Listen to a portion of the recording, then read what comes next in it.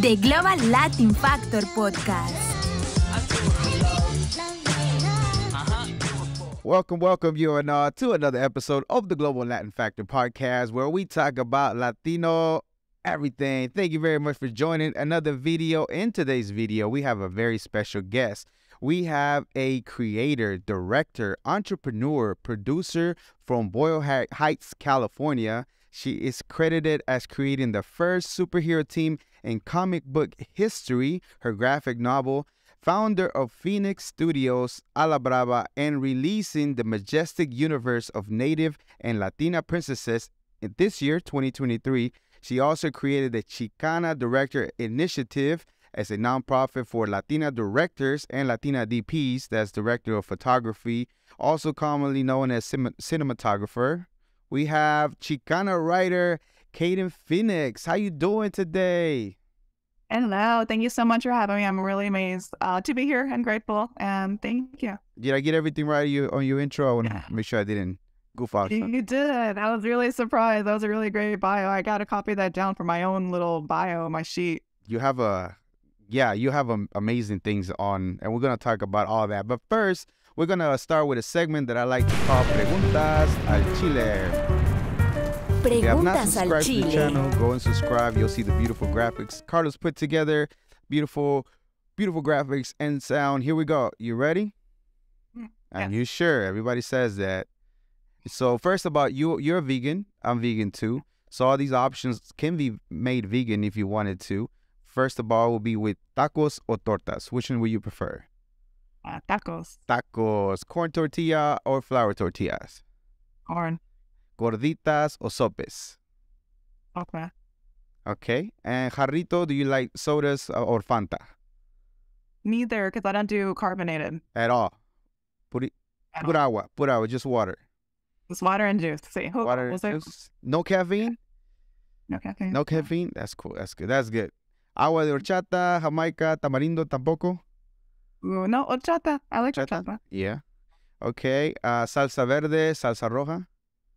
Neither. I don't do spice. You don't do spice? Are you allergic to it or you just don't like spice? I just never liked it. I can't do it. Hey, nothing wrong with that. Okay. And vegan menudo or vegan pozole? Menudo. Menudo. Okay. Valentina, tapatio, cholula sauce or no spice either? No. Move on. Okay, the conchas, they do make them the vegan versions. Do you like the brown ones, the white ones, or the pink ones? Conchas, the white ones, for sure. Awesome. And this is just a random one that doesn't really go with the flow of the questions. A conspiracy theory that you could almost guarantee is true. Our government purposely tries to suppress us Latina. Yeah. That's not I don't think that's a conspiracy. I think that's like people might see it as a conspiracy, but there's stuff they formulate to keep us, which is true. All right. Okay, so whenever you first hear the term Latina or Latino, what comes to mind first? I think of La Raza, actually, because I'm from Boyle Heights, right? I'm third generation. I'm really like fifth, but I'm third generation Boyle Heights, and like what I have around me is my community, right? We're La Raza, we're my familia. And that's what I think about. Whether, like, I say I'm Chicana, but like it doesn't matter in what part, like, Latina that you are. At the end of the day, like, we'll come together, and so that's what I absolutely. Awesome. And then, do you mind if you get called Latina? Do you get offended? You prefer the Chicana term? I think they're both fine. Latina is the umbrella, right? So I'm part of it. And then Chicana is specific because I am Mexican American. I'm connected to my roots. Yeah, so either one. Yeah, you're right. We are everything. We're a little bit of everything. We can be everything. We can be, identify as Hispanic because of their Spanish, Latina, and then a Mexican American because you're been here 3 generations. So that's pretty cool. Okay, so let's start off with your name.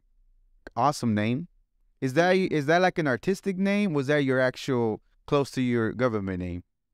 It is actually my legal name. Yeah? I don't know if you ever Googled it or looked it up to what it means. And I hope Google doesn't fail me. But it means compassion, strength, from the wetlands, around, barrow. I don't know if you ever looked it up. I don't mind that. So Kayden, what I know means, that's not through Google, Kayden means warrior in Japanese, and in Gaelic, it means spirit warrior. And then Phoenix is, one that rises from the ashes. So it's a warrior that rises from the ashes. Is Oh, look at my you. version of I it. like that a lot. A Thank word you. that rises from the ashes. Sounds like another book. Sounds like you got another book in the works. Okay, so you went to school and actually with a full scholarship and actually have a degree, but it's just was something that it wasn't for you once you got it completed, correct? I did, yeah. I did business administration with emphasis in marketing. And like it was a default because I didn't really know what I wanted to take, and everything, regardless of what field it is a business at the end of the day. And so like it behooved me. I was really glad like back then that I had no idea what I was doing. But it makes sense. Like everything is literally a business. Everything is marketing, especially like on social media. That's literally you're marketing yourself. Right. Whatever post you do, but like you're your own brand. Obviously my Instagram is my Latina Superheroes, my Latina Princesses. Those are obviously their own brand IP, my own IP. And so it all worked out, for me. I got lucky. I got my good dumb luck going. Awesome. And did you ever pursue any kind of career in that direction and you felt like, oh, this is not really what I really wanted to do? Yeah, I did promotional marketing afterwards, after college, and it was fine. I really I actually like marketing. I'm one of those weird people that like I enjoy it because it was promotional. So like you do your key points, you do the stuff you have to do, but like you make a little kid smile or whomever smile because you're like, here's a free product. Let me tell like of course it's like trash, it doesn't matter, but they're so happy, especially Mattel stuff is not trash. If you ever go to like Mattel on a Kmart like activation kind of deal, Yeah. they run at you like you're done in like 2 minutes, like, and you're supposed to be there for hours, but like it's stuff like that. You get to travel to really cool events, all the extra like bonuses while you get paid, making people happy. So I enjoyed it. It wasn't necessarily fulfilling, right? Like not in any there's no creative aspect to it at all. And so that's why I pivoted to writing, to screenwriting. I chose screenwriting over novel writing just because screenplays seem much more fun than actually writing books out for me. Also because I grew up around movies, watching so many movies. But yeah, no, that's the reason. I enjoy marketing. I'm not saying I don't enjoy it. It's just it wasn't fulfilling. Correct. And when did you feel like it wasn't fulfilling enough, and that's when you started diving into writing? What happened exactly? You said, nah, you know what? There's got to be more that I can express or be expressive. When did that happen? Yeah, I don't know. Sometime like a couple of years, maybe a few years later, like it wasn't. I think it was gradual because like I can always write when I'm at the house. Like, it's not that I was the best screenwriter. I read my books and I, wrote my screenplays, my feature screenplays, and I thought they were amazing. Yeah. And I would say they're not, like they were trash. But like, back when I was writing, I was just so happy about it because it was my creative outlet. So I was teaching myself, of course. And then, it was just gradual, like, this is what I want to do instead. Was there any of your other family members that were kind of creators that made different things, or you're kind of the first one? In regards to family? entertainment, I'm the first one. My mom is highly creative. She's way more creative than I am, like especially at arts and crafts and just like literally doing anything. Like she can pick it up anything faster than me. Like I can play the piano. My mom can play the piano and the guitar, right? Which is I cannot do that. I mean, I haven't tried, but like she can do anything. So and creative and business and anything. And so I always looked up to her for that stuff. That's pretty cool that she is, and you can kind of sort of see where you might have picked up some of it. But you have some accolades. We'll touch back on that. You have done some stuff. So after that, you started screenwriting, but then you went into film. How did that door open, or what was it that you felt like you wanted to do or go that direction? That was more so dabbling, honestly. I'm not gonna say like anything. But it was just because it was there. Like I am East LA still. And so screenwriting, just all the extra little things like helping your friends out on their projects and whatnot. But meanwhile, I was just still like, okay, keep practicing writing. Like, I call it practice with like, get your screenplays done, get your pilots, get your pitch decks, like do your one sheets, like everything that goes with it, whether not that I was pitching them left and right because I was not, but it's like, it doesn't hurt, right? It's always that it doesn't hurt and to be prepared for the future. Yeah. So most around your friends, they were already kind of sort of diving in the same thing, and that's what kind of led you to do that? Yeah, I guess so. I mean, it's just like eventually you get sucked into the industry because like I'm same way, like East LA is like right over, right? Like we're not far away from Hollywood at all. Yeah. But yeah, like that's who your friends are, and that's like you're all pursuing the same kind of dream, whether they're different little positions, but they're still the same concept. Yeah. And once you got to the film industry, you started noticing there was a lack of certain things. There was a few issues that you were starting to notice that weren't there, right? Can you tell me about that?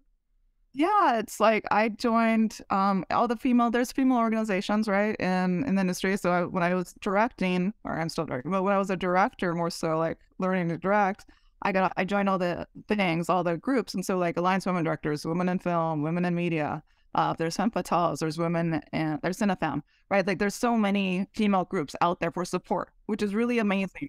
And so I joined, and like there's meetings and all these, little things that they help, like very community stuff. And I was one of the very few Latinas in each one of the groups, or the only Latina at some times.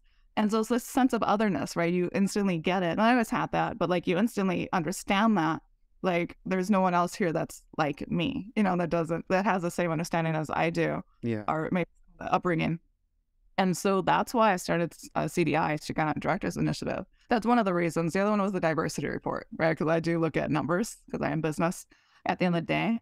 And so like Annenberg USC did a diversity report. It's called In the Director's Chair. And it was like 3 years ago, I believe. And like the numbers are just horrible across the board. It's just mainly focused on females. But when they did females, they did the races within the females. Yeah. And so out of 1,300 films that came out of the year prior, only one of them was a Latina director. One. Like how sad that is. 1,300 films that's come out for one of us to get hired. And like it's odds are it's not going to be me. But it's just like 1,300 films. Like out of the whole thing, out of 1,300 films, only 54 females were hired.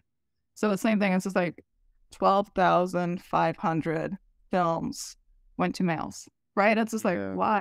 Yeah. It makes no sense. Like there's 51% females within the United States. So we should get 51% of it, to be fair, because that is fair. And so it's just things like that, like nothing makes sense, but you do see the prejudice because like the numbers will show you the data, right? Because I'm very data driven. It's business. It's hard, but it's the truth of it. And so that's why it's just like, okay, we're not seen, we're invisible, like we generally are. Latinos, obviously, we have it harsher. We're the only ones that have Latina equal pay day. You don't hear about any other the races that have the equal pay day, not per gender, at least. Yeah. And so like there's stuff like that, like we're just extremely oppressed, and we shouldn't be. And so that is why I brought awareness to it. Like we're nonprofit, we're very grassroots. Like we're very community based, of course, but it's to bring awareness, to bring visibility, and it's open to everyone, not just Chicanas, of course. I know it's called Chicana, but it's all Latinas. Correct. And then there's also like there is a lot of directors out there. There are Latinas. They're just not getting put in that position. Correct. So it's not like there's nobody that's trying to do that. They are there. They're just not getting that opportunity to be put in or do the work or be in part of the projects. Correct. Correct. Yeah. I mean, there's Patricia, Cardosa, Patricia. There's the other one I forgot. There's two Patricias out here. They're both Mexican directors. They're both really amazing as well. That was the one that did the one out of 1,300 as Patricia Cardosa for Sony, for one of the Sony features, the mining one. And so it's just like, and they're great, but they've been around for a long time. There's so many more. Like we even have like Eva Longoria now. We have, we have a lot of the actresses also stepping up because they have that power that they can, which is good. We do need that extra boost. Unfortunately, there are regular directors that are not actresses with names that do want, opportunity as well. Okay.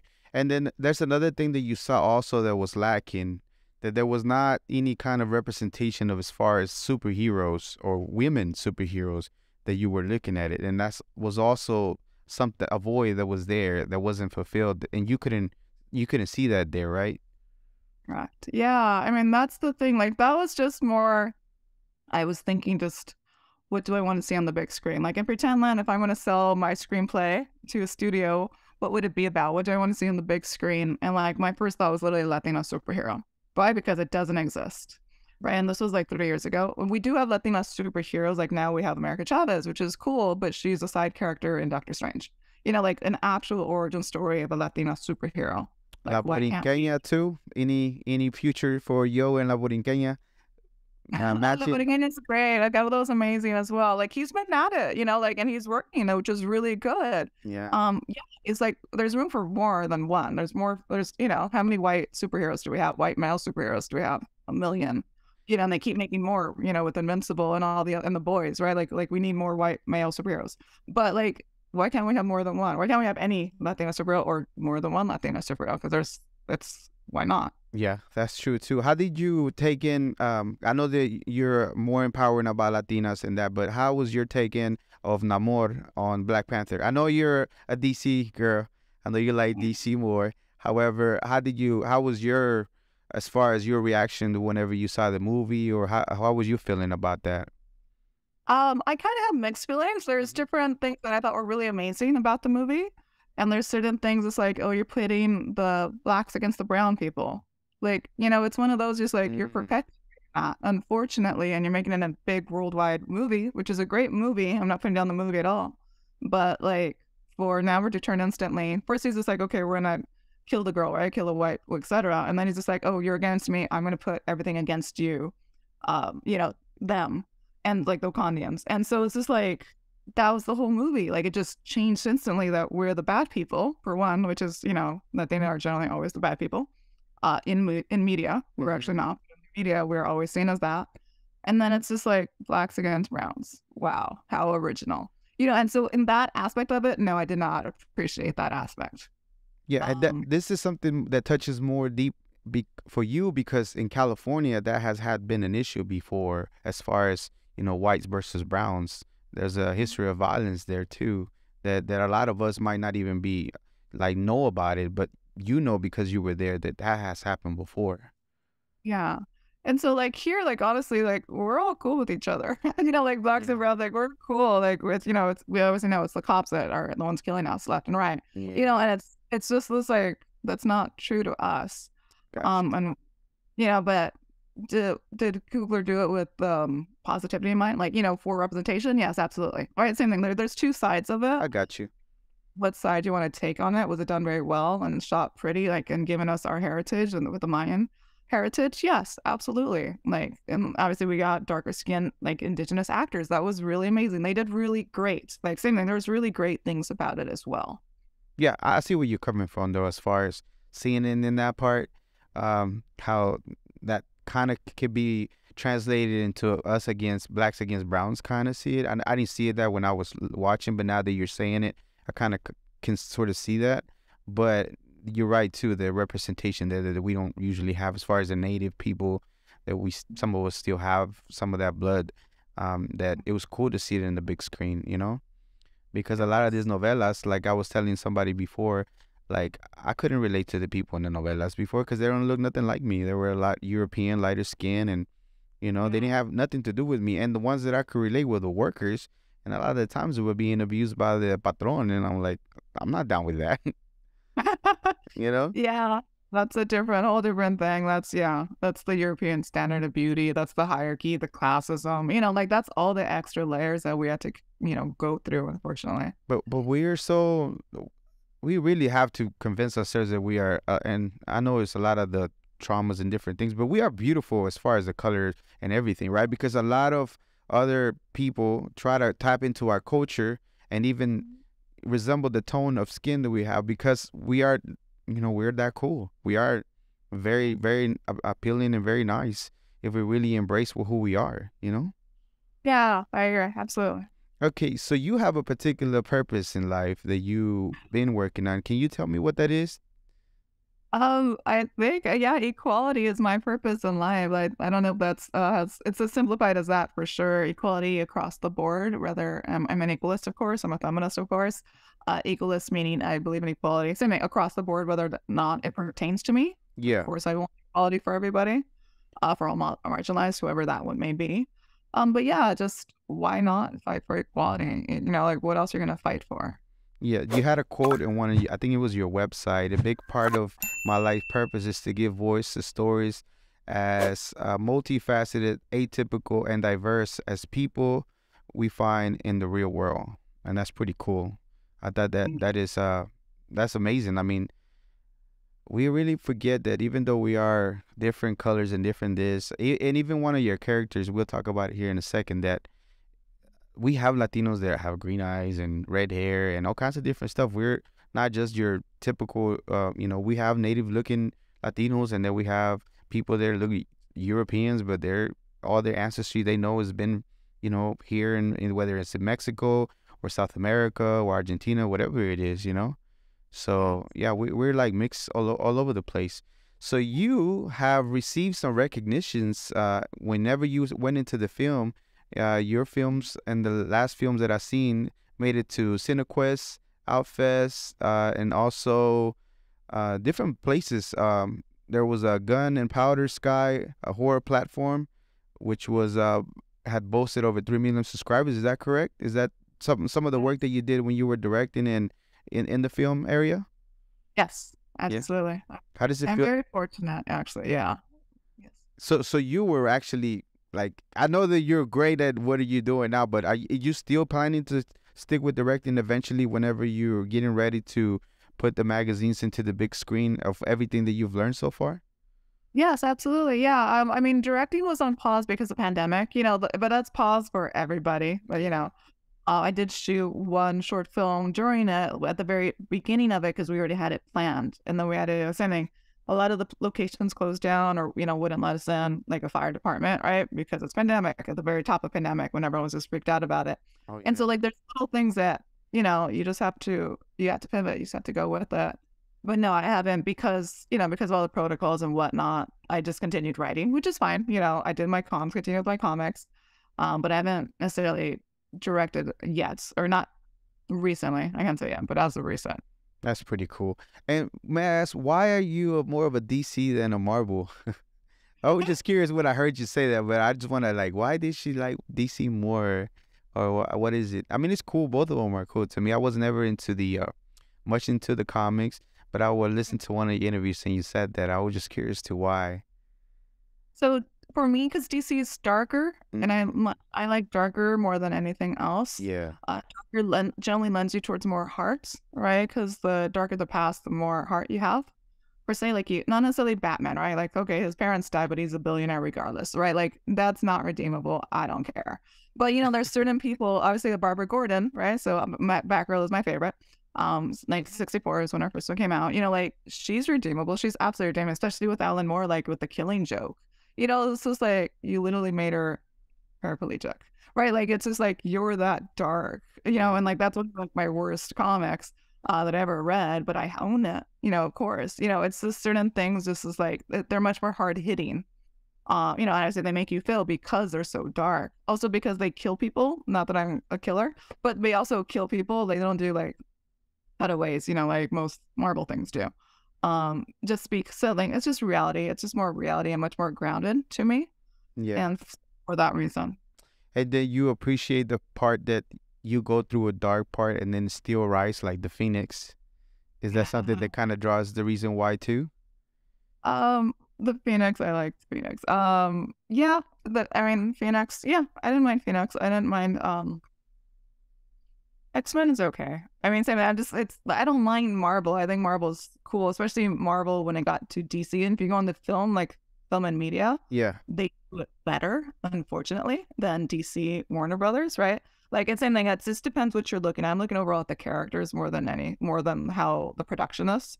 Because same thing, everyone knows Marvel, unfortunately, is better than DC in regards to film. If you regards to TV, though, TV is much better, especially way back then. When we first started, who had all the great TV shows? We had Wonder Woman, right? We had Batman back in the 60s, right? With Season of Metal. Like, meaning DC had TV. They killed in TV. Yeah. They still kind of killed in TV, honestly, right? But it's the same thing. The tables just turn, right? It's just who's taking care of them. Yeah. And then the Marvel individual that directs everything, he's actually Latino. Yeah. He's the president. Yeah. It's crazy. So for Marvel, that Victoria Alonso, she's amazing. She's Argentinian. I got to speak to her, actually. She's super, super great. Some years ago, of course. But yeah, she gave me some advice as well. But no, like, everyone's good. It's all good. It's just, preference. It's just your preference. It's cool. But what I was saying is that you do appreciate the part where a character goes through a dark time and then comes out in the light, as far as, like growing as a person, having go through that tribulation and all those dark moments, and then come out and be just somebody better, kind of like the Phoenix. That was I was referring to. I like that. Okay, that makes way more sense. Yes, I totally agree. Okay, so you explained to me earlier as far as the Chicana Director Initiative, which is a nonprofit that you mentioned for directors, and you do have a particular meaning, mission, and goal, which is the meaning is, though Chicana is the term that is used as far as a Mexican American, but you're more, is to be you, a Latina is more as somebody that's connected to their roots. Are you the one that came out with the mission, the goal, and the meaning for it? For this? Absolutely. Yeah. Yeah. And where did you just want to make sure that you were inclusive whenever you were coming up with the goal, the mission, and the actual meaning for it? It's all really important. I mean, like the word Chicana, I chose Chicana because Chicana holds strength, right? Like Chicana has history behind it. If you know American history, you do know what Chicana means. And like that's it. We have power behind our word because we are the Chicana Revolution. We are the ones that did the walkouts. We're the ones that went to Vietnam. Like, right? We're the fighters. Nothing against any non-Chicanas that are Latina. I'm just saying that there's power in the word, and that so it's stronger than saying Latina Directors Initiative, right? Like, and that is the reason it's Chicana Directors Initiative, because of the strength behind it. It is obviously, like I said, it's open to all Latinos. It has nothing to do with that per se. It's not that specific, but that is the reason behind it. The mission itself is to have a solid foundation so that we can get studio work, because a lot of Latinas are just marginalized in general. They stay on the indie level and they never cross over into, studios and networks. And like, that's, it's tough. It's tough to cross over, right? Because indie, like, okay, I can, use my resources, I can use my money or whomever, but I'm still here doing film festivals. It's not, I'm here showing my work on Netflix, right? That's studio. That's a different world. And it's really hard to cross into that world. And so if we have a solid foundation that proves that we can do this, it's, and then the managers or agents bias because now we have clout because we went to Sundance or because we went to South by Southwest or whatever. Then you get to the next stepping stone and you cross over. Yes, and the goal itself is to be seen, to create content bigger than with the diversity in film festivals, and to garner studio work, as far as what I've seen on it. That's pretty cool. And that's awesome that there's strength in numbers. So if the more join the group, as far as the more seen as a unit, and the more they are able to do. And all that you created, as far as that's also part of the things that you like to do, as far as just being an activist, right? Absolutely. Where did that come from? It's all part of equality, Where did that come from, as far as just activism and the lack of? Of course, it's obvious that it's there, but is there anybody that influenced you, as far as like you have to do the right thing, you have to fight for people, because it is a fight at the end of the day. And I don't know if you've realized that you kind of sort of in the forefront as far as putting this programs together, or this program, nonprofits for other people, because you're the one that made it. I know you have probably other people that you talk to, but you saw it and you were the one that made it happen, Yeah. So is there any influence in regards to being an activist? I would probably say something. I always lean everything back to my mom. And that's just because my mom was so strong, and I didn't say that. You don't know that when you're a kid until you go out to the real world, and then you see, the difference, which is cool, because it's not like she ever told me anything. She just did it, right? Like, so my mom and my grandma, and it's very simple. Like, my mom and my grandma would like walk in the mall or whatever, and they talk Spanish, right? And this is like a very, obviously not in East LA, but like anywhere. And they didn't care that they'd get looks by the white people, right? Like, they just did not care. And so it's just like, because they're just stupid enough that they don't know Spanish. That's on them. It has nothing. They're not supposed to be listening in the conversation anyway, because it's between them two. Yeah. And so like little things, not necessarily activism, but there's little things of just resistance, like the decolonize your mind. Like, they want to talk to each other in any language they want to. Of course they can. And so like, that's, that brought down to me, like, I can, not that I'm here for society. I'm not here for society. I'm here to exist as myself, without being oppressed and like molded into what I should be, into what, our patriarchal oppressive society tells me to be, and so little things like that. I don't know if it's necessarily activism, but it's just a fight for her being herself, or both my mom and my grandma being themselves. Yeah. You know what trips me out? That anybody will want to butt in on somebody else's, two people's conversation having in a different language that has nothing to do with you. Like, what the heck? Where does that come from for you to interrupt anybody having a conversation in a different language that has nothing to do with you, to say you got to talk this language because of this, where it's not even in the Constitution that this language is officially for this place. You know what I mean? So it's like, what the hell? Like, where did you come from with that? Okay, so you mentioned the walkouts. I had a brown beret. I don't know if you're familiar with them. I don't know if you ever rub elbows with them or talk to them. I seen the movie Walkout, and I didn't realize how much stuff went on and how much they fought. And I even had one person, a brown beret, and another person that's an artist, that's a painter, as far as the things that they did and the work they did, that now we might not realize that happened, but there was a bunch of things that happened. Can you tell us a little bit what you know about as far as the walkouts? Yeah, the walkouts are great. So that was in all five. So it was in 1969. That's what I know because it was actually East LA history. But it was in 1969 roughly, and we were in the Vietnam War. So everyone, obviously, whoever got recruited to go or chose to go, we would go fight, right? The Latina, Chicanos, everybody. And what the U.S. government did is they put the Latina, although we were the lowest percentage within the armies, they put all the Latina on the front lines. And so we can get killed first, right? And so that's part one of like why we're fighting. And then part two is also just the schools in general. So there's 5 major high schools here, like public high schools, like Wilson, Garfield, Roosevelt, of course, are the main two, Lincoln. But they wouldn't teach us anything, right? So if you were male, you went to mechanic. You were like mechanic class. And then if you're a female, I think they did sewing or housekeeping. Like it was very basic things, but it wasn't very much to like get you to college, right? That was not the purpose of any of the high schools in East LA because we're Latina here. So there's little things like that they were just fighting for. That was the reason of the walk. And then obviously they were hitting us if we spoke Spanish. You know, they hit us with the metric stick. And so little things like that, because we were not talking Spanish or any of that extra stuff. So it's the Vietnam that was just like we were dying in numbers, and then also just better education, like education reform. And so that started the walkouts. And so, I don't know which of the ones, but like eventually all the schools got together, the Latina, the students, they got together and started doing walkouts every day by themselves. And then eventually we had the Chicana moratorium, which is on Whittier, we got it. They closed down the street and everybody walked down, just as a protest, right? Peaceful protest, because that's what we do. Yeah. And we had Ruben Salazar. If you guys know who Ruben Salazar, he was our only Latino, our only Chicano, but Latino at the LA Times. And he was covering the event because he was, basically for us. And the cops killed him. So there's lots of things, lots of injustices. And then they arrested I believe it was 7 individuals that they had arrested. I forget the name of the name that they called them, but they had arrested them for protesting too, which was a mix of brown berets and different individuals that were protesting. That actually, they arrested them for no reason whatsoever, except for the fact that they were fighting for, like, based on the movie that I remember, is like they wouldn't even let them go. Not only the Spanish part, but they wouldn't even let them go use the restroom during whenever recess time or whatever. Everything was closed, and you're right, all they wanted them to do was trade schools. They didn't even want to even have a conversation about going to college. Like that wasn't even a thing that you needed to be doing with counselors that were like, so what are you here for?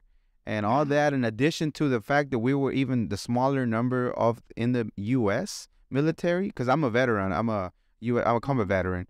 So when I was seeing that, I'm like, back then we were still quite a bit of a force, but we were getting killed by a larger amount compared to everybody else. And you're right, that we're putting us in the front. Like, okay, so I'm getting that we're warriors and everything, but that's not cool. Not to mention the whole freaking Vietnam thing was a whole mess too to begin with. So that's pretty cool. Yeah, I saw the movie and I talked to a couple of people and I was like, man, that is so crazy. And that happened right there where you're at, and it's where you grew up in East LA, and that's wild. Yeah, that's wild. My grandparents, I don't think they were part of it because it wasn't the exact time that they were in school. But yeah, absolutely. My grandparents went to Roosevelt High School. Like a lot of my family's from here. So it's just, where I should know my history, of course. I think every Latina and every Chicano should know their history, of course, as well. Yeah, that's true. So being in the film industry, you actually have received a few awards, the Panavision New Filmmaker Award. You were also semifinalist for the first Universal Animation Writer Program, correct? That's pretty cool. How did it feel to be in the film and being recognized and also as a writer? I think it's great. I think it's par for the course, honestly. A lot of it is just submitting and getting told no left and right. Like, it's not like I have never been told no. I've been told no a lot. And you get used to it. It's no big deal. You just submit the next year. But the ones you do get, like, it's really amazing. And it's a little bit empowering, but like, it's also like you don't necessarily need you don't need their stamp of approval at the same time, but it doesn't hurt, right? It's both. But it's same thing. It just gets you. It's a stepping stone. It gets you to the next thing. Like I sold my short film at Gunpowder on Sky, which is like the one you said that has 2 million people on YouTube. Like that was great. So that got me to the next stepping stone, right? And that's just the thing. It's just you have to keep going. Yeah, that's true. And how did it first feel when you started to having to go and talk to people and the first few no's? How did they feel? How did you keep from being discouraged, even though you were maybe not used to getting no, or just getting to hear no on something that you believe in? How did that feel at that time? And how do you fight through that feeling to keep going? You just know, you remember your purpose. That's really it. Like, it has nothing to do with you. And that's something I learned a long time ago. But it has nothing to do with you. It's just like when I go into pitch to a studio or network and they say no, it's not no, go away. It's just no, not right now. Right? Because they'll say come back when you have another something else, which is great. That means open door policy, which is even better than the no, because it's true, because I can come back and now I have princesses, or now I have whatever my next round is, and it's really amazing because it's just not right now. This doesn't fit us because, like WB, they have DC. So of course they're going to tell me no. Disney's going to tell me no on princesses. And they did, right? They told me no on my superheroes because they have Marvel, right? Which is fine. I get it. But at least I got the meeting. I got to meet the person, and it's just like, they'll maybe come back around for the next thing. And so like, that's always have to see it. Like it's who, it's a connecting kind of game. And it's crazy that on your first book that you released, you already started getting some of those bigger meetings, which is crazy. Yeah, I got really lucky, honestly, because I didn't even have representation at that time either. But I got a little bit of press on my first one. When all 5 books came out, I got the most press. But when High School, which was the first one that came out, they brought me right into Netflix. They brought me into WAG, which is Warner Brothers Animation, and they brought me into Disney, to DTVA, and the feature side as well. And so like, it's great. It's the work speaks for itself, and like also that they know that they need that niche, which is also really great on their part that they're aware of it. Got you. So how did it feel to know that you were going to get to meet and just be recognized and be in that room with something that could potentially happen as far as bigger and what you have been envisioned for many, many years? How did it feel to be there with those people? I felt great. I mean, I'm not, I'm used to talking to people. I got lucky before. Like, I've always been in bigger rooms, like with bigger names, I guess is a better way of saying it. And so, it's, and my purpose of getting the superhero, the comics, was to get in the rooms in the first place. Yeah. Because I do want to get the TV and the feature film, whether it's animation or live action, like that was the ultimate purpose. So it's just a step forward, it's the next stepping stone. So you've rubbed elbows with bigger people. Who would that be? Can you name a couple people? Thank you very much for checking out this episode. Make sure you hit the subscribe notification bell. And now back to the podcast. So a long time ago, Dick Clark was one of my production companies, part of my production, not mine, but I was part of his production company. He's a producer, so he walked in with me on stuff. Jay Beanstalk, which I know these aren't like names, but Jay Beanstalk, he was the showrunner of Survivor. He made Survivor for Ben and Mary, season a long time ago. So like, you walk in with people that have power. Like, not necessarily Dick Clark's name, but like, you don't have huge names, but they have power behind their name. And obviously, like, they're talking to them. You're just there and you answer here and there, but like, you're not, but they're the ones, that got you into the room. And obviously I learned from them. I watched them, you grow from everybody around you. And so, like, I got lucky because I had them, like, I met Ricardo Montalban a very, very long time ago, back when he was like in a wheelchair, like, and that's just like little amazing, it wasn't for work, but it was like really amazing little things that like, they build you up, very little bit, but they do. And they give you that confidence. Yeah, and also it's not what you know, it's who you know. Sometimes they get your foot in the door.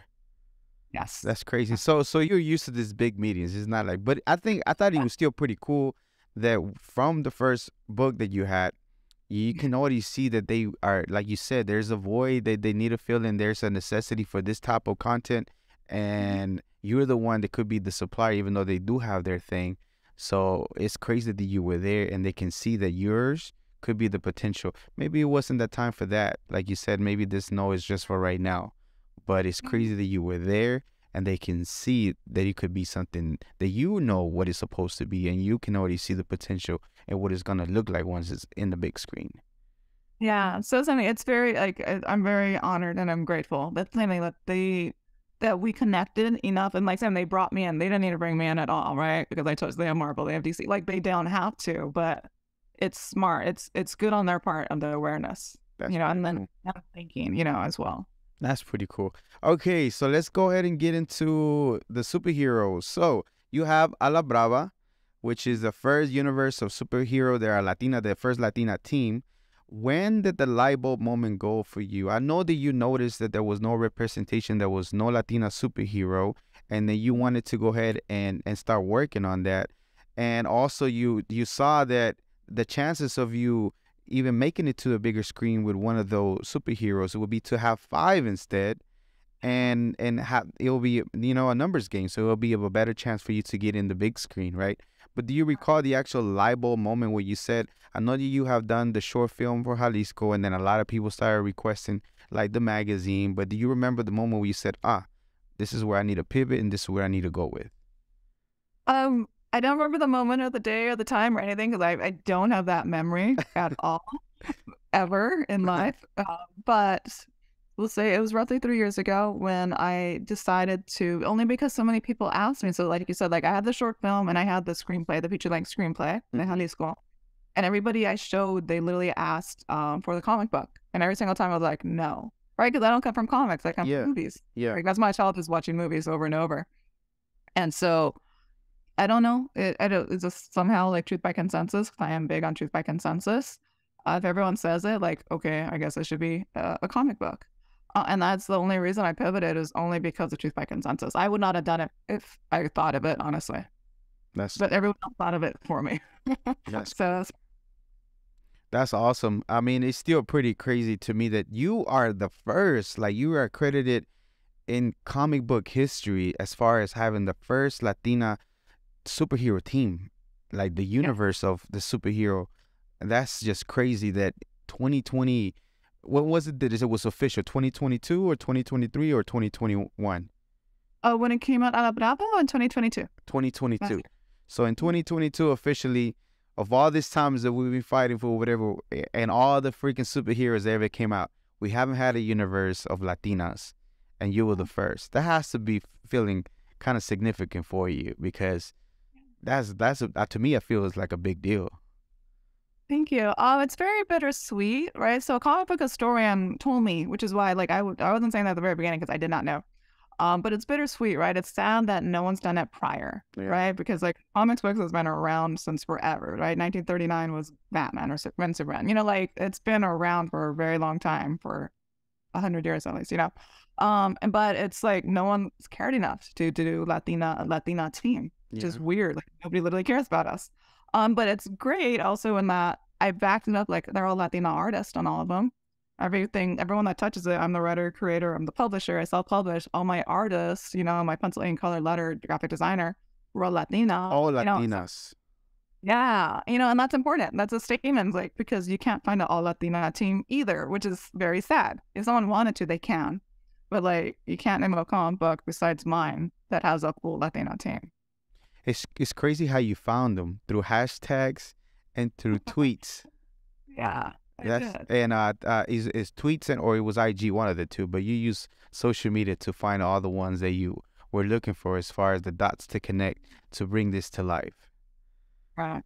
Yeah, it worked out. I got lucky. I have great dumb luck. It's really what I'm going to go with. But yeah, there's women who illustrate. That's a hashtag. Women who draw. That's a hashtag. Wow. And then all artists know each other, right? So as they say, hey, can you refer me to any artists? They're like, okay. And they'll send me their Instagram. So I look at their ports, right? And then, I cold write them. Really, I warm write them, I guess. But yeah, it's just that. It's just everyone knows each other. And if they know each other, they know how to work with each other, hopefully as well. And this just works out. That's pretty cool. So A La Brava, in this superhero universe, Latinas of different upbringing fight against female injustice. Each book tells their original story and social cause. In the end, the Latina superheroes from A La Brava tell me about like the whole. Tell me about all the characters. I'm gonna tell them to you. You can tell me a little bit. I know you've done it before. You have Jalisco, the original, the OG, which is now in the United Kingdom. You have Santa, Loquita. You have Ruca. You have Bandita. Can you tell me about all of them? A little bit about all of them? Yeah, so they all take social justice issues, like you were saying. Jalisco's my dancer, the Mexico, the Jalisco. Blades come out of her dress. She dances to a código, so blades come out of her dress. So when she's dancing, she can deflect bullets, or she goes like that and they shoot out as well. She takes on the femicide in Mexico. It is dedicated to mujeres tapadas as well because it's very important. Yeah. The next one is Santa. So that's my board town girl of Texas because I used to grow up going to Texas a lot. My family is from Texas and Chihuahua, and also Jalisco, of course. And so Bordertown, Texas, ICE, I personified ICE as one person, and she's running for mayor. That was genius. That was genius. Thank you. And the town's full of luchadores, right? Because Texans like to fight each other. And so I was like, fine, make them luchadores. And so it's, you know, it's a little bit more fun, and because it's a serious subject. Anyone that goes against ICE gets put in the detention center, right? Because that's what ICE does. And so Santa has divine strength and deja vu when she learns about her mom's military past through her flashbacks, through her deja vu. And then the next one is Loquita. She's Boricua Cubana de Miami. She's my young one. She's my supernatural teen detective. So high schoolers, she starts seeing demons, ghosts, goblins, ghouls. She's a big scaredy cat. She has a black cat that's a scaredy cat. She befriends a ghost, and then they end up finding Vika, which is like the main big bad demon. That one on social justice issue is gun control within the schools and teen suicide. Yeah. And then the next one is Ruca, which is back over here in East LA. She's my Chicana, my chola, of course. And she has instant karma. She sees the kids in Ecuador being stolen, tracks down Barrio Logan, which is in San Diego, and she ends up finding La Mona, who's in charge of all that. And the last one is Bandita, Dominican gunslinger from New York. She has a bullet bounce, meaning she can ricochet bullets off walls. She infiltrates a Broadway theater group and takes them down. That's freaking amazing. And I like Jalisco. I got Jalisco. I read the book in Spanish. I like the terms that you use, La Melinche and La Chavelitas. Which, if anybody knows about Mexican history, Chavelitas were like revolutionary women that fought in the revolution. And the Malinche, it goes way, way even further back. She has a mixed feeling of emotions. They see her as a traitor. Some people see her as she was a slave. She didn't really have no option. But it's pretty cool how you put those terms in the book.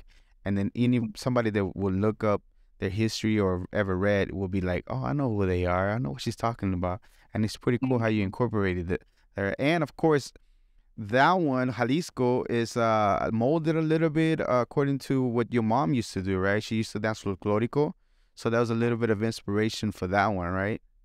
Yes, that was the easiest one to write, for sure. Just because it's so familiar or familial at that, for me, because she was the first one I wrote. And then, my mom danced folklorico, and I was like, who's my superhero growing up? And, it was my mom. What did my mom do? She danced folklorico. So I just created a superhero that dances folklorico. And then it's just like, what's important to me? And it was like, what gets me mad is the femicide, because I knew about that because my other grandma's the Joa, the Juarez. And so, like, I knew about that since I was a kid, right? It's just like, okay, and so I can write about that. That's who she can save. Or say the girls from the femicides. So Ruca is more named after your grandma a little bit? The Ruca is because everybody, when they asked me, like, where I'm from, and I said East LA or I said Boyle Heights, they got scared, right? And then they said, oh, you're a chola, right? And I don't look like a chola. If you look, I got no tattoos. I don't even wear like hoop earrings on purpose, right? Like, but they said it as an insult. And I was just like, fine, I'll create a chola that's a superhero. Because like my chola friends and cholo friends, they're all cool, right? Like they're not bad people. They've never been bad people. The media makes them out to be bad, but we're actually freaking really cool. Movies and the stereotypical movies that make them look bad. But it's like decent human beings at the end of the day. But it's pretty cool that you took that. I'm like, okay, so you see me as like villain? Well, guess what? I'm going to create a superhero. How about that? Absolutely. And she's a cool superhero. Like I have Pachuca, which is her friend. I have Vato, which is the pit bull. Like that one's all Chicana culture, of course, because I know that stuff. We have the lowrider. Like we literally like, and I want to actually all Chicana artist on all. That's the only one that's all Chicana. Right, everybody on that book is Chicana, and then obviously the content is. I'm show to I got a couple of them. I'm gonna show them to there's just two of them are the ones that you have. I'm gonna own them all, but not right now. It was I was last minute there, but I want to make sure that I purchase some of the ones that you have. But these are two. This is the version in Spanish of Jalisco, and this is a Santa, which beautiful work, beautiful art. It's just amazing. It's amazing. Your artists, the ones that paint, because you write everything and you market and everything, but you do have particular individuals that you work with, a whole team that does all the coloring, penciling, and all that, correct? Correct. Yes. That's pretty cool. And do you know, is it a new team that you have now, or you still go back to the same ones that you work with, or how does that work for you right now?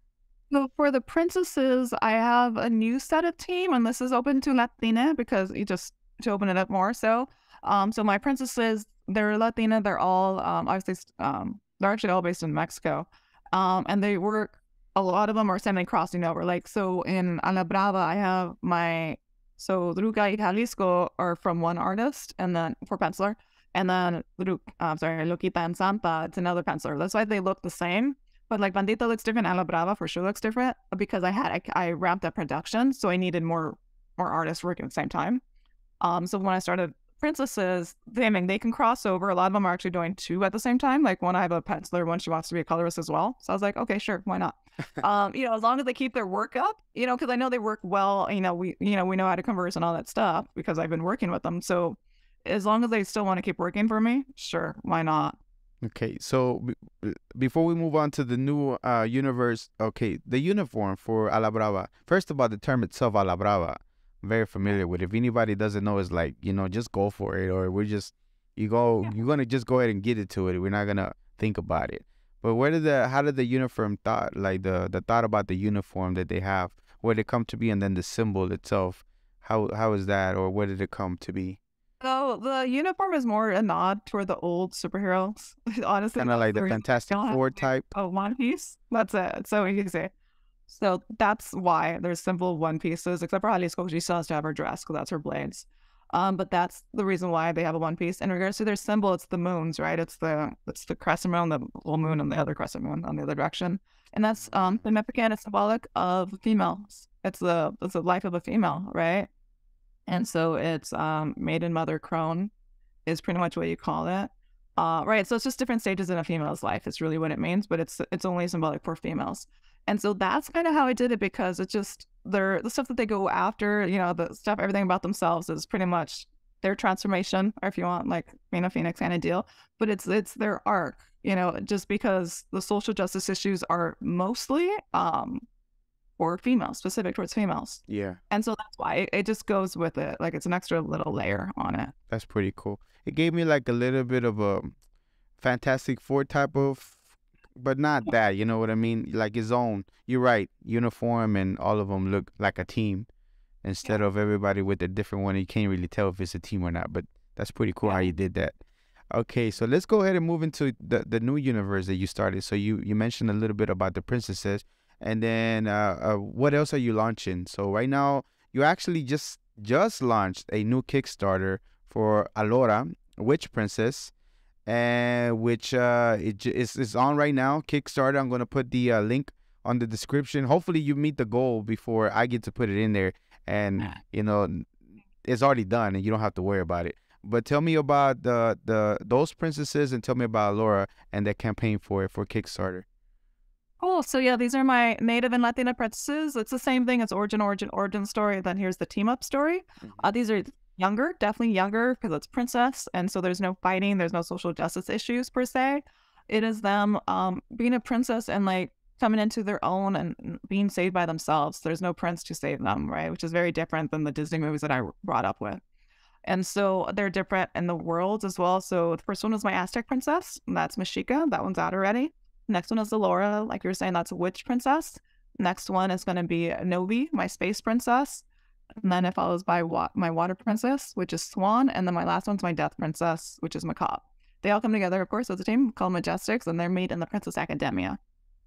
So definitely younger skewed, much more elementary, middle school. Same thing because it's cute. It's a really cute. They have much bigger eyes. So you can see the slightly difference in the style because of the demographic is different in regards for the readers. It's fun. I just keep calling it cute, but they're very cute. They all have a little mascot, like a little pet as well, right? Because they think of princesses, they all have pets. Yeah. And like, if you know Disney princesses, with their pets, all their pets are male. It makes no sense. And so all my pets, of course, are female because girls can have friends that are female. And like that's literally like it's not that hard. But like think of Aladdin, right? That was Raja. That was Apu. That was his thing too. Like all of them, they're all male. Like every animal has to be male for some reason. And so all mine are female. Just for this is like, why not? Why are you so like patriarchal at all times? All that stuff doesn't make sense to me. Yeah, and also the idea of them, the princesses, because you were actually, whenever you were out and about on different places where you be posted, a lot of the parents or somebody were asking for, is this for a particular age, right? And then some of the ones that are for a la brava, they're have a little bit more like social things and killing and stuff like that, so that wouldn't go with them. So you didn't want to miss on the opportunity. Not to mention, I don't know if that's the reason why, but also again the representation of a princess that is like Latina, they're not there. Yeah, it's true. We don't have Latina princesses. And like this one has nothing to do with where they're from. Like you think of a princess, like you think of Aurora or Lily Bell, anybody. Like nobody says what is she the princess of, what land, right? Nobody cares. They just know she's white skinned. Right. And like that's the and so it's just like here, this one's Latina, this one's Native. That one obviously is specific, my Aztec, but like all the rest of them are not specific. It's just I just call them Latina because why not? Like why can't we have our representation even in form? Yeah, and as I mentioned earlier, like we're all kinds of different colors too. We have red hair Mexicans, we have black Mexicans, we have all kinds of everything. We're across all the spectrum. It's not like what the TVs usually kind of portray the Latino is that we're not that with everything. We're everything in the rainbow. Yeah. Okay, and then the other one, what is the other universe that you have also? That's it. As of right now, there's only two that I'm telling you. My princess universe and then my superhero universe. Okay. So for anybody that interested to, and the reason for the Kickstarter, can you give us a little bit of why do you want the why do you need the Kickstarter? Because you are still self, like you're not working, you're not with a company, you're your own self, like you're your own publisher, you do everything, correct? Correct. Yes, I do. I self-publish. Obviously, I hire my artist. I fire my artist. Like everything. I'm an entrepreneur, and so I'm in charge of everything. But the Kickstarter itself, it helps out with the printing cost a little bit. It doesn't look irrelevant, but it just helps out with the cost. And then also like there's really cool donation things. You can donate to a Girl Scouts. You can donate to a Girl Scout organization here in East LA. And there's also you can donate to an elementary school as well, so they can put it in their libraries. So there's fun little things that you can do here within the Kickstarter. And obviously you get the first edition, all that extra sign and all the extra stuff as well that comes along with the Kickstarter. But it's to get the word out and also just to help me a little bit as well. That's pretty cool. And also the as far as the so you say you had meetings before Walt Disney, different studios, but has there been any talks with the other Mexican directors? Alfonso Cuarón, Guillermo del Toro, or even, I don't know, like a Tyler Perry's, meaning that maybe they know and they can see your vision to say, oh man, this is going to be something that is going to be huge. Is there any other talks? Not with those directors, no. That's pretty but yeah, so that I'll say that. Is that because you never wanted to reach out, because then there hasn't been a connection between you to kind of sort of have a conversation, or you never actually kind of sort of like were like reaching out to them, or maybe they're something that they might not want to work on? No, those aren't the reasons at all. I just talking to a production company. I'm waiting on one network as of right now, and then I have a production company that's Latina, and she's amazing, and I will absolutely go to her. I'm not going to tell you, but I'll absolutely go to her. I'm just kidding. I'm kidding. But like those are cool. I have nothing against them. I'm just saying I will go to where my managers are taking me to as of right now, or do I suggest as well? Okay, and then you still want to keep it, the DNA will be Latina, everything still, right?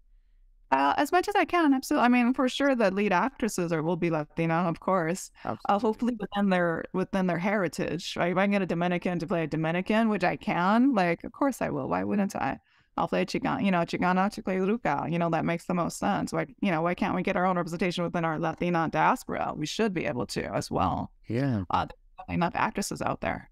Absolutely, because there is plenty of everything for us as far as actors. I'm pretty sure they're not getting a particular role because they look a certain way, and then that could fit perfectly on for the Ruca or for Santa or for any of them, Yes. Did you make you feel kind of funny that people were making? I think you had mentioned on an interview about one of your I don't forgot which one it was, that she's like has blue clear eyes and like a different type of hair, and they were like, I don't know if they were making comments or they're like, well, she's not really Latina looking. What are you talking about? Oh, that's Loquita. Uh-huh. Loquita has red hair and she has green eyes and she's light skinned. And like there are people in Argentina, there's like Canelo in Mexico, right? Like there's people that are light skinned with green eyes and red hair. Like she actually does exist for one.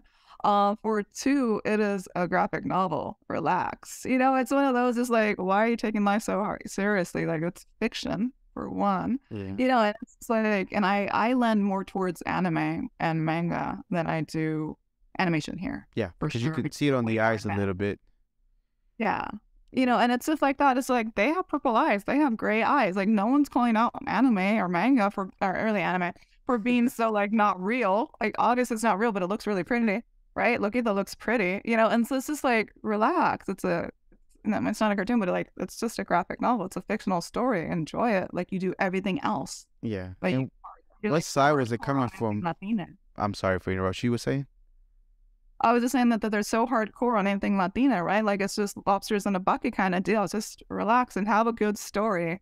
Yeah. And that's it. Like it or not like it, I don't care. But like enjoy the story and that's it. And what side mostly were you hearing those coming from? Our own people, or is it somebody else? Just because they have a problem because he was named Latina and to their eyes it didn't look like a Latina? It was it's the older generations. Oh, like yeah. the old generations. Like our generation, my generation's cool. Like I think most generations are really cool, but like it's just that they're more colonized. And that's the difference. Like it's decolonized your mind, right? That's literally it. Like I'm not here because of white society. I'm here because my family, right? Because of I'm Chicana, right? And it's stuff like that. Like I don't have to buy into what society says is like the European standard of beauty. I don't have to. No, none of us have to.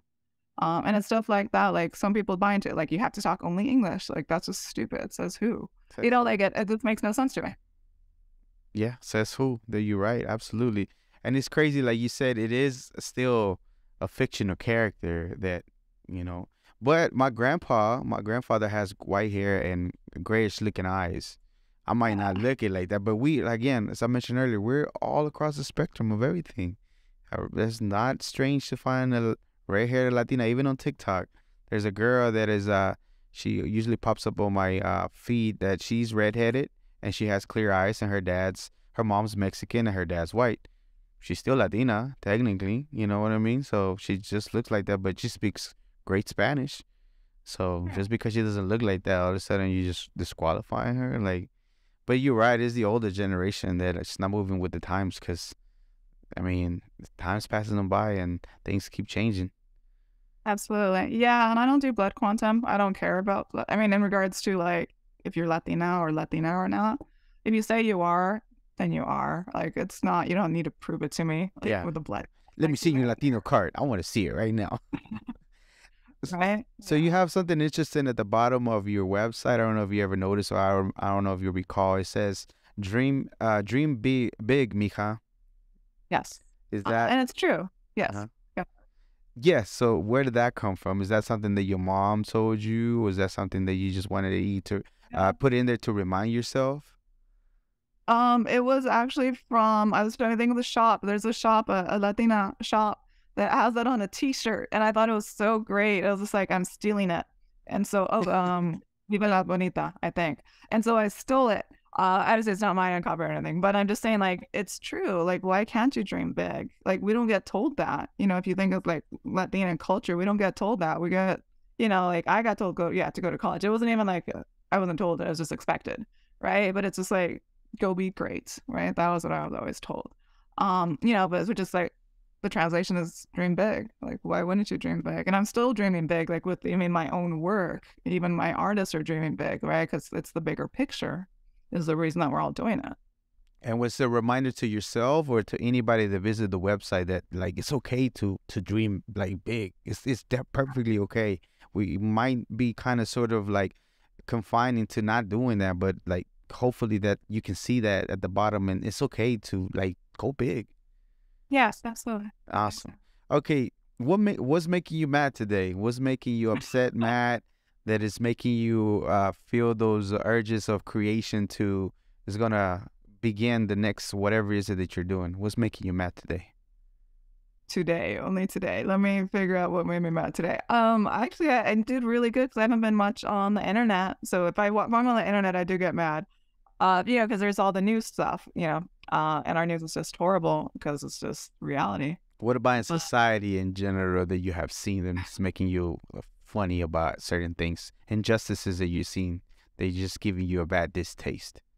Our Supreme Court, for sure. Our judicial system sucks and it keeps getting worse and worse, especially with them rolling back a lot of our rights.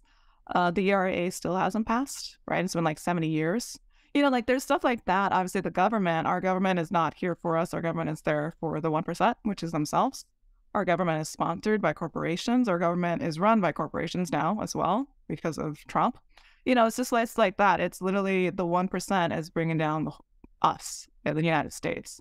And I'll just say that because most of the world is worse than us, right? Except for New Zealand. But everyone sucks, which is unfortunate. But I try not to focus on that stuff. I focus on what I can control because I can't necessarily control the people there. But you look at our son, you look at our house, it's just a clown show. Not everybody, but majority of people in there are just clowns. And it's just who brought them in? We did. And it's just, it's the oppression, in Georgia, Stacey Abrams should have been elected a long time ago, but what they did to make sure that she did not with the voting, the voting machines, just this, that's just all, they're just horrible things to keep them in the power and not us, not us going towards equality. You know what I know is a joke? Because of that dude that made it, George Santos, that made it into and got elected by a huge margin, and that fool was there and lied about everything. See, from the last guy that was in the administration, I don't even want to say his name because I feel like he might pop up, but from that guy, everybody knew that politicians lie, right? Everybody knew that in the court of public opinion, they usually lied. Under oath, maybe not. But all of us thought that they might have lied, but they disguised it very well. And sometimes we realized they were hypocrites. And all of a sudden, we realized that they all that and some and more. And then we started realizing that they are not after everybody else. Even though they talk about that all the time, they can look at you dead in your eyes and lie to you to your face, and they still be representing whoever is in their pocket or whoever they are in their pocket. You know what I mean? And that's I call it politicos, and I just make a post on YouTube, on Facebook about how fucking hilarious this is. I look at it like a novela. This is not even real. But there ain't no way that they're conducting real business about things that are significant to people, that are important to people, by the way that they act in that area. No way that you're looking after my well-being. Correct. You're already getting a good amount of paycheck based on the taxpayers, but you're not looking after what I'm gonna be later on, or my health care, any of that. You don't give a damn. And then they're arguing about freaking Twitter, about Twitter files and all this stupid stuff, and got nothing to do with the common people, Yeah, well, they don't care for the common people, unfortunately. And they know it, and they don't, just it's irrelevant to them. Yeah, it really is true. So you're right. So it's kind of, you can't really focus too much on that. You focus on the things that you can control, and the beautiful things you are creating, because I think you are creating a magnificent thing that's going to be, I can't wait to see it on the big screen. I know it's still a building process, but I can already see it, and I'll be more than happy because mostly my nieces and I usually go to Marvel and check out some of the Marvel movies. DC is dope. I like their movies too, but I can't wait for the moment to whenever you are on the big screen or one of your characters, and I can take my nieces to go watch it. Be like, I talked to her on my podcast, and she had started with this, but then this is what she has now, and I can't wait. Whether it's anime, whether you have it's a cartoon, or whether you an actual film itself, I can't wait to see it, and I know it's gonna happen. Thank you. I appreciate it. Absolutely. So a few more questions before I let you go. So tell me all your social media and what else do you have released? What other events do you have going on? This is gonna release probably in about 2 or 3 weeks. So can you let me know what else you got going on and your social media? I have my social medias are Instagram is at Latina Princesses, so princesses plural, and then also at Latina Superheroes, superheroes plural as well. I do not have a Twitter anymore for obvious reasons. And then also my websites, which is also connected to those, is latinaprincesses.com and latinasuperheroes.com. My Kickstarter is mylatinaprincess.com. Okay. And then do you have any new other projects that you're working on that are going or merchandise? Other projects that I'm working on, as of right now, it's just Allura on the Kickstarter. All the other princesses come out the rest of this year. So every 2 or 3 months, I have a new princess coming out, so a new Kickstarter.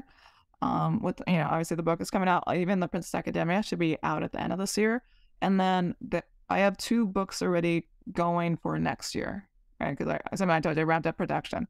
But I'll let you guys know that next year. 2024, you already have something working for 2024? I have 2 books going for 20, and so far, until the next one finishes out, and then I'll put my artist on the next one. Okay. Yes. And then for the rest of the series of Jalisco and all of them, is that the books that are coming out next year? It should be. I have actually that one. I have 2 writers already on 2 of them that already wrote like B2 Volume 2. I want to write Jalisco out and Luca out as well. So we'll see if I do a Volume 2. Yeah, I should be doing it, but that's not the ones that are being worked on right now. Okay, you left me on a cliffhanger with Jalisco. I want to know what's next. I'm like, what's gonna happen? Where's our mom? Like, oh my goodness, no. So I can't wait for you to release one. So it works. Like it leaves you cliffhanging and suspense of what the heck is gonna happen next. Good. I want to see the next one. Any shout outs that you have? Any shout outs that you want to give to anybody that's been part of your journey so far? Your team or anybody? Oh, my team is amazing. But no, I don't necessarily. I mean, they're all on my website if you guys want to check them out. But no, I won't do any shout outs. That's cool. That's cool. And I know you don't like this type of questions, but I'm still gonna ask, and hopefully you can entertain me. So, what is a very important lesson that you learned in the business of comics that you learned that you would tell your younger self that would help somebody else? I don't know. Something I would tell my younger self that would help somebody else is what you're asking? Yes, in regards to comics or film. I don't even. Okay. Do your research. But I learned that, and I know that because I come from business. But I'll do your research and know everything within the world of whatever industry that you're working on, because they will ask you, especially entertainment industry. They will always ask you what's your favorite movie, who's your favorite actress, who's your favorite director, who's your favorite writer. Right? I get asked that left and right, which is great. You should know your world. You should know your history. And do the research. And like I did that with comics, and I can tell you my favorite all that stuff is.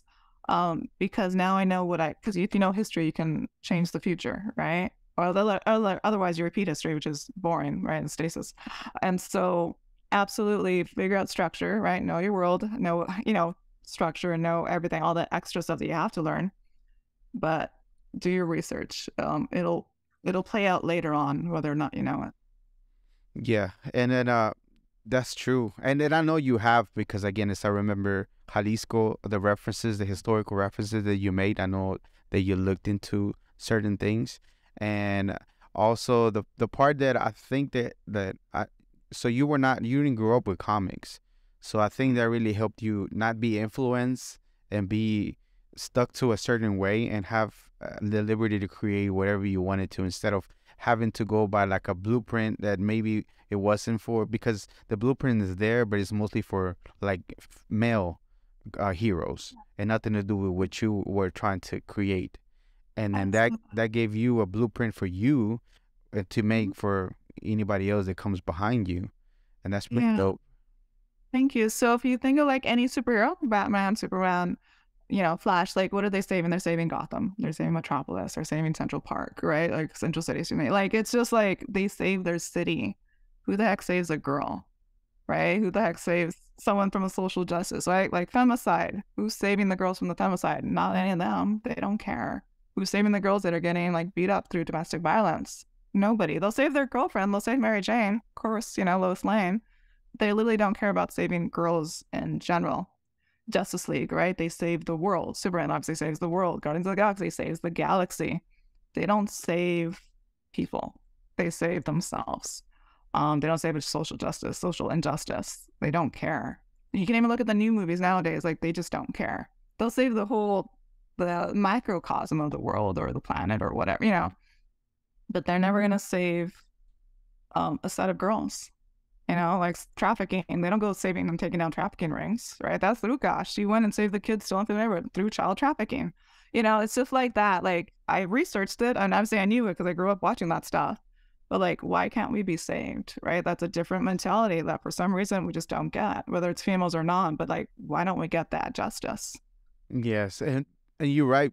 Usually in the core of comics, they used to be the thing, right? They used to be about social problems that we had within communities to fix, and then later on that got put in the back burner and then just worry about saving the world. But within our community, Latinos, trafficking and all that, it's an issue that people are not addressing, and it's great to see that you are implementing the comics that it used to be their DNA, and now you're making it to where that's what it is. That's supposed to be like that. That's supposed to bring awareness to the things that we have going on. Right. Yeah. That's pretty cool. Okay, so this one, I have a couple more questions and we'll be good. No, normally when I wake up, I say this: I'm not immortal, I am mortal, and I will die one day. And I heard it from this guru, not to scare me or to be like whatever, but it made me kind of appreciate the fact that I'm not going to be here forever and a day, and I need to be urgent and hurrying up and do things, right? Instead of just thinking that I'm going to be here forever. With that, after a long and prosperous life, at the end of your life, what do you expect, or what do you want people to feel about your life? About my life? Mm-hmm. I don't know what I want them to feel. I don't think I don't, not in the root, I don't necessarily care what people think. But I've never cared what people think. But I hope that they think, if I had to choose something, that at least I fought for the bigger cause, right? Because I do fight for the bigger cause. So hopefully they see that. But if not, then I don't care. Like, it's not my goal. Got you. But yeah, it's pretty cool though that you would that they can go back, and even I understand you wouldn't care, but it'd be pretty cool to go back and see that you were selfless, and then you were fighting for something bigger than not just for you, but for the influence of and the benefit of humankind and females. So that'll be pretty cool. All right, so it's amazing the way that you began with working and having a degree to realizing that there's probably something that, even though you liked, you saw that there was a need to bring awareness, to bring representation, to have somebody that looks like you, that influence the little girls that can see that it's possible. Because that's the reason, some of the reasons why I do what I do too, right? I need to show that there is a Latina that's creating these comics, and I need them, of all the content that I show, to show that you are here, you are a person that somebody can look up to and be like, look, there's somebody that looks like me that's doing it, and that could probably inspire somebody to do things and go forward and elevate our minds and elevate our space as Latinos. And it's awesome that even though you do have your degree, you started to making this amazing books that I feel like that they do have impact on little girls whenever you're out and about and they see them, that they look like them. And with that, I think that is amazing. And with that, I feel that you are definitely a global Latin factor. That's like my thing is to me, because your books even in the United Kingdom now. This goes in the United Kingdom. So that's what I mean about our influence as Latinos to the entire world, the global Latin factor. So you, without a doubt, are a global Latin factor. Thank you. Yeah. And like, oddly enough, like, Santa sold out in Japan on Amazon, because I'm not in Japan, but in Amazon I am. And so like, it's sold out, which is like cool. So weird and random just because I don't understand it. But like, wow, like it's, super amazing. That is freaking amazing. That's, again, you a global Latin factor, and you're wonderful. And I appreciate you very much for being here. I appreciate your time. I don't know if I was getting teary-eyed or whatever, but or my voice was cracking. But I appreciate you. Thank you very much for being here. And again, I hope I wish you nothing but the best, and I can't wait to go sit down and check out the movie. So whenever they're ready to go, or whatever other book you have coming out, I'll make sure that I grab. Thank you so much. Yeah, thank you so much for having me. It was a great conversation. I very much appreciate all of it. Thank you. I hope you enjoyed the research, and I was trying to drive as much as I could on your story because you have a lot. You've been published so much, it's not even funny. You have so many publications, and it's good because the word needs to get out that you are here, you're present, and you're doing this. So it's amazing. Thank you. I appreciate it. Yeah. Welcome. This was another episode of the Global Latin Factor podcast. Remember, we are just like you. We are people. We are the spice in this melting pot that it is the world. Until next time. Thank you very much for checking out another episode of the Global Latin Factor podcast. Subscribe to the channel. You are very important. It means a lot to us whenever you subscribe and hit the bell so you can know when we release new episodes. Again, it makes a big difference to us, and we appreciate it. Thank you very much.